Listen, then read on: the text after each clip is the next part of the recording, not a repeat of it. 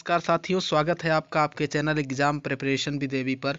साथियों, आज हम हिंदी का छठा प्रैक्टिस सेट लेकर आए हैं, जिसमें 40 महत्वपूर्ण प्रश्नों को परीक्षा के पैटर्न पर आधारित हैं, जो उन्हें हल करेंगे। और दोस्तों, आप लास्ट तक इसे हल करेंगे और अपने स्कोर को भी कमेंट करके शेयर करेंगे। तो आइए चलते हैं प्रैक्टिस सेट की ओर। दोस्तों, पहला प्रश्न इसमें है, करुड़ रस का स्थायी भाव क्या है? तो आपको बताना है करुड़ रस का स्थायी भाव क्या होता है। तो दोस्तों, इसमें जो करेक्ट आंसर है वो है ऑप्शन नंबर बी, इसका शोक होता है। अगला प्रश्न देखेंगे। अगला प्रश्न है, जिस छंद के पहले तथा तीसरे चरण में 13-13 और दूसरे तथा चौथे चरण में 11-11 मात्राएं होती हैं, वह छंद कहलाता है। दोस्तों, वह छंद क्या कहलाता है? वह छंद कहलाता है दोहा। ऑप्शन इसका डी करेक्ट होगा। अगला प्रश्न देखेंगे। अगला प्रश्न है दोस्तों, आगे खाली स्थान है और उसमें लिखा, में स्थानीय भेदों के आधार पर कई बोलियां प्रचलित रहती हैं। तो दोस्तों, किसमें?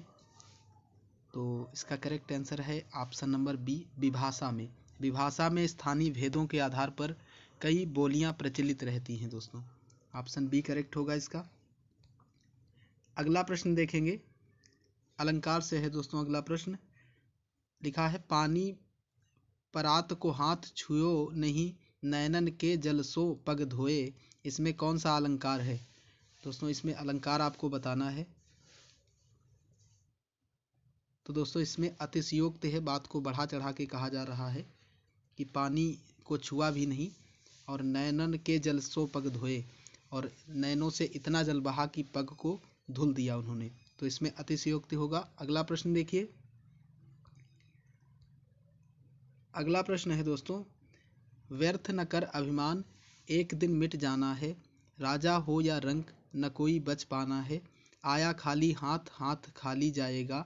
तजा न जिसने लोभ, सलिल वह पछताएगा। उपर्युक्त छंद का नाम बताइए। दोस्तों, इसमें छंद का नाम आपसे पूछा है। तो इसमें है दोस्तों रोला छंद। ऑप्शन इसका बी करेक्ट होगा। अगला प्रश्न देखते हैं। अगला प्रश्न है, करते सब ग्रंथ निषेध हैं, हिंसा लालच क्रोध का। भव सागर से तरेगा, जब पथ पकड़ेगा बोध का। तो दोस्तों, इसमें आपसे पूछा है कौन सा छंद है। तो दोस्तों, इसमें है आपका उलाला छंद। ऑप्शन इसका ए करेक्ट होगा। अगला प्रश्न है दोस्तों, सरल वाक्य से प्रेरणार्थक वाक्य में बदलिए। दोस्तों, सरल वाक्य दिया गया है, धोबी कपड़े धोता है। इसे प्रेरणार्थक वाक्य में बदलना है। तो इसका करेक्ट आंसर होगा ऑप्शन नंबर सी, वह धोबी से कपड़े धुलवाता है। दोस्तों, स्वयं कार्य ना करके जब किसी से करवाया जाता है तो ऐसे वाक्य प्रेरणार्थक होते हैं। अगला प्रश्न है दोस्तों, अपर और अपार का क्या अर्थ है?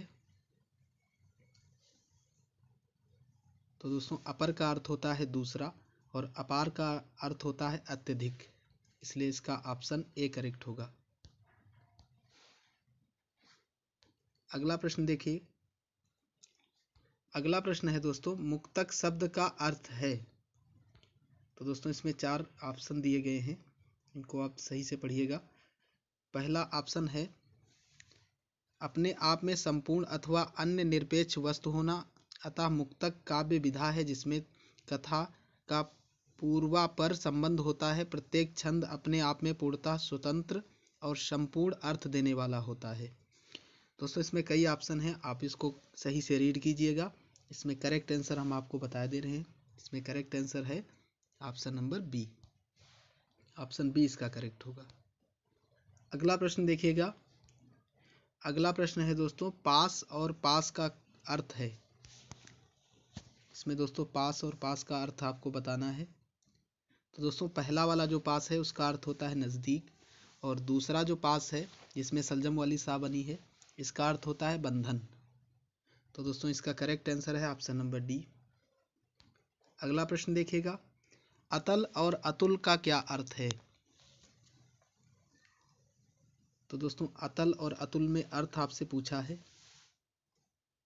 तो अतल का अर्थ होता है दोस्तों जिसका तल ना हो, अर्थात गहरा, और अतुल का अर्थ होता है अनुपमेय, जिसकी उपमा ना हो।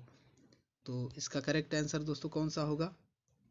ऑप्शन नंबर सी करेक्ट होगा इसका, गहरा और अनुपमेय। अगला क्वेश्चन है दोस्तों, किस मुहावरे का वाक्य प्रयोग है ऐसे मासूम बन रहे हो जैसे। अब इसमें भरना है आपको। तो दोस्तों इसमें करेक्ट आंसर है जैसे दूध के धुले हो। ऑप्शन इसका बी करेक्ट होगा।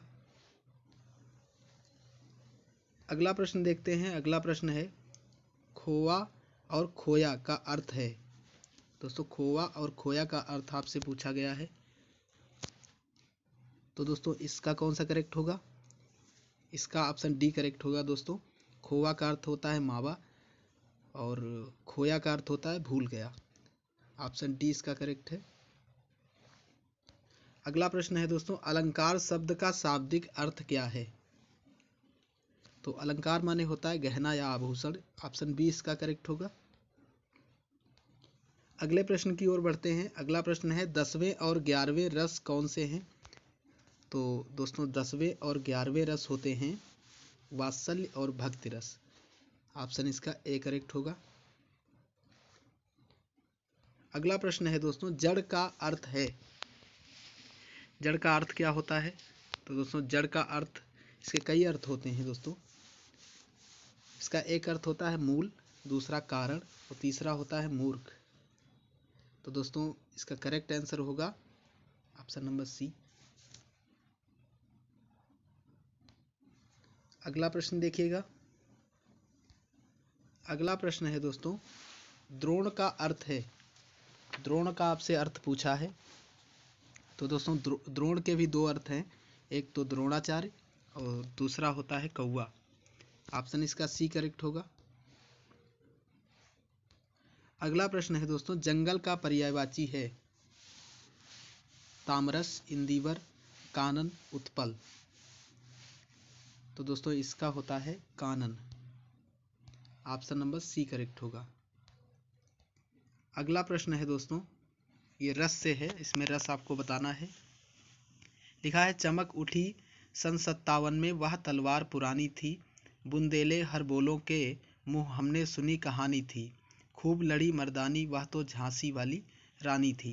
दोस्तों इन पंक्तियों में कौन सा रस है आपको बताना है। तो दोस्तों ये आपने खूब पढ़ा होगा कविता बचपन में, इसमें है वीर रस। ऑप्शन नंबर बी इसका करेक्ट होगा। अगला प्रश्न है दोस्तों, गांव गांव किस प्रकार के शब्द युग्म से बने हैं? तो दोस्तों इसमें पुनरुक्ति है, एक उक्ति को दो बार कहा गया है, इसलिए ऑप्शन ए करेक्ट होगा इसका। अगला प्रश्न देखिएगा, घर का शेर मुहावरे का अर्थ है।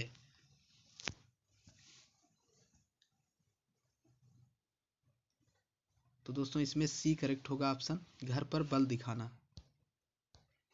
घर पर बल दिखाना। अगला प्रश्न है, अनेक का विलोम शब्द है। तो दोस्तों अनेक का विलोम पूछा है आपसे। तो अनेक का विलोम होगा दोस्तों एक। ऑप्शन सी करेक्ट होगा इसका। अगला प्रश्न देखिएगा, पल्लवन का अर्थ है।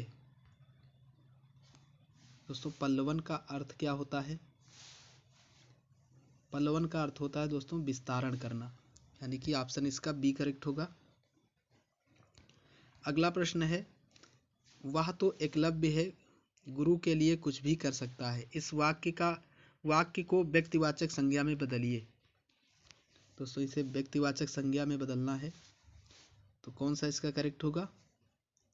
दोस्तों इसका ऑप्शन बी करेक्ट होगा। ऑप्शन बी इसका करेक्ट होगा दोस्तों। ऑप्शन बी, एकलव्य गुरु के लिए कुछ भी कर सकता था। अगला प्रश्न है, गिरिधर का सामासिक विग्रह क्या होगा? तो दोस्तों गिरिधर माने होता है गिर को धारण करने वाला, अर्थात श्री कृष्ण।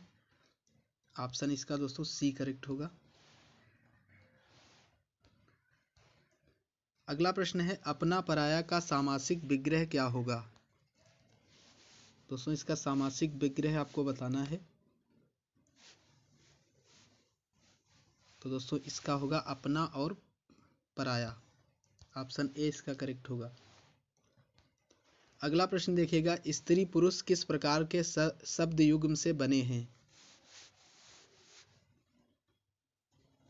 तो दोस्तों ये एक दूसरे के विपरीत हैं, इसलिए ऑप्शन बी करेक्ट होगा इसका। विपरीतार्थक शब्दों वाले हैं। अगला प्रश्न देखिए। अगला प्रश्न है जिसमें कलंक ना हो उसे कहते हैं। तो दोस्तों उसे कहते हैं निष्कलंक। ऑप्शन ए करेक्ट होगा। अगला प्रश्न है अंकित मूल्य पारिभाषिक शब्द किस क्षेत्र में बोला जाता है। तो दोस्तों आपने ज़्यादातर सुना होगा वाणिज्य के क्षेत्र में इसे। ऑप्शन सी इसका करेक्ट होगा। अगला प्रश्न है बच्चे को प्लेट में रख कर खाना खिलाओ का शुद्ध रूप होगा। तो दोस्तों इसका शुद्ध रूप होगा बच्चे को खाना प्लेट में रख कर खिलाओ, इसलिए ऑप्शन इसका सी करेक्ट होगा। अगला प्रश्न देखिएगा। अगला प्रश्न है दोस्तों शयन का संधि विच्छेद है। तो दोस्तों शयन का संधि विच्छेद होता है से धन अन। ऑप्शन ए इसका करेक्ट होगा। अगला प्रश्न है कुबेर का पर्यायवाची है। कुबेर का पर्यायवाची पूछा गया है आपसे। तो दोस्तों इनका पर्यायवाची होता है धनद। ऑप्शन ए करेक्ट होगा। अगला प्रश्न है विभीषण ने अपनों को धोखा दिया, इस व्यक्तिवाचक संज्ञा वाक्य का जातिवाचक संज्ञा वाक्य क्या होगा। तो दोस्तों इसका करेक्ट आंसर होगा ऑप्शन नंबर बी। वह तो विभीषण निकला अपनों को ही धोखा दे गया, ये इसका करेक्ट आंसर है। अगला प्रश्न है दोस्तों गूंगे का गुड़ मुहावरे का क्या अर्थ है।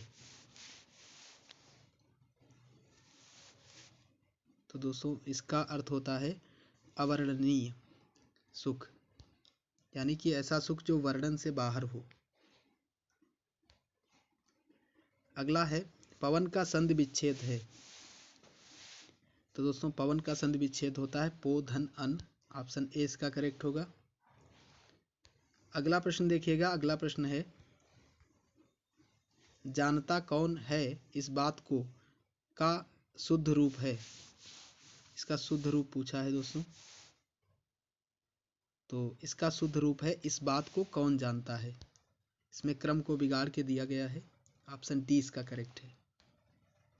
अगला प्रश्न है दोस्तों अवशोषण पारिभाषिक शब्द किस क्षेत्र में बोला जाता है।